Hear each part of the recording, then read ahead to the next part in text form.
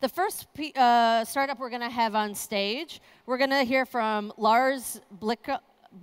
Sorry about that. He told me don't do your last name, you'll mess it up, and I totally did. Lars is from Farmable. And so Farmable is doing an amazing job helping fruit and vegetable producers document their in-field operations. Now, as a mother of a 5-year-old and an 8-year-old who packs lunch boxes full of fruit and veg, I can personally thank Lars for some of the work that he's doing. So let's welcome to the stage Lars, and let's hear about Farmable. My name is Lars. For this event, I flew in from Norway, where 6 years ago I took over a family farm. And we started immediately rebuilding that farm from a broadacre operation into a fruit and berry farm. The process of doing that was very frustrating because there were no software tools to help us document what we were doing and nothing to help us manage our farming operations from there onwards.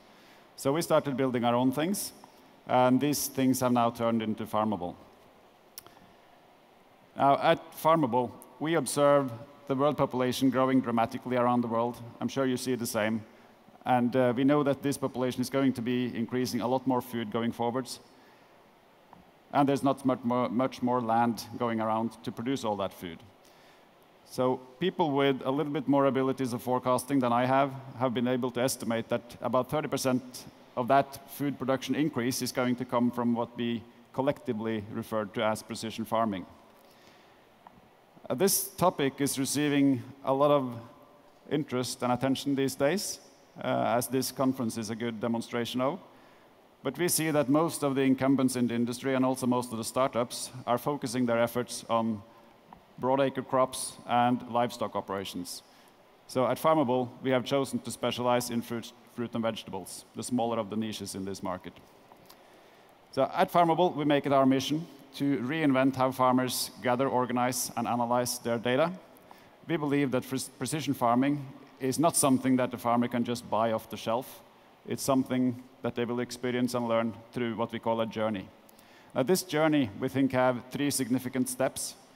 The first one is to start documenting the simple things, the things that we do in our operations today: spraying jobs, taking pictures, notes in the field, documenting harvests. So we have launched an app that do all these things, which is available in the app stores today. The second step is to engage with the community around the farmer so that we gather all the knowledge and experience that exists. So within the next few months, we will launch features that facilitate a better dialogue between farmers and their agronomists and other advisors. So once we capture that dialogue in our system, we're able to learn from it over time. The third step is going to be to integrate with basically everything else. So we see all these things: weather stations, sensors, drones, machinery integrations.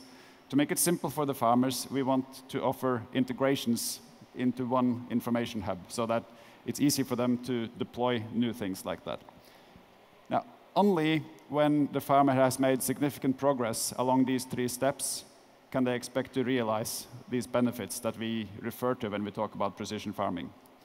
These will materialize in the form of AI-supported decision-making, automated supply chain transparency, deployment of robots in the field, and many, many other things, which eventually will take us to maybe a 30% increase in food production.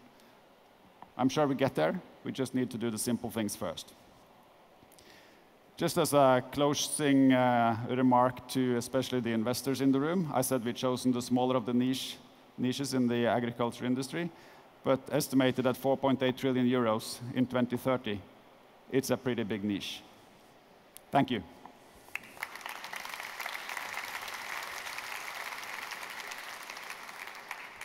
Thanks so much, Lars. You're going to be in the hot seat for a moment. I hope you don't mind. I'll be asking each founder a question.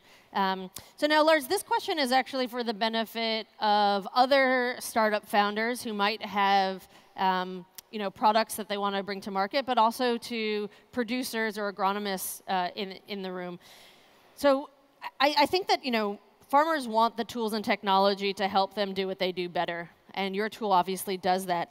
But how can they find you? So the question is, what is your go-to-market strategy? How do you acquire customers? And what advice do you have for farmers and agronomists who are looking to connect to innovative new technologies like yours? That's a very big question that we work with every day, and I think we've screened companies that we think it's not correct to call them competitors, but they're doing variations of the same thing. 200 of them, and the go-to-market strategy that they have is too cumbersome. That's one of the reasons why this is not really taking a big hold in the industry yet.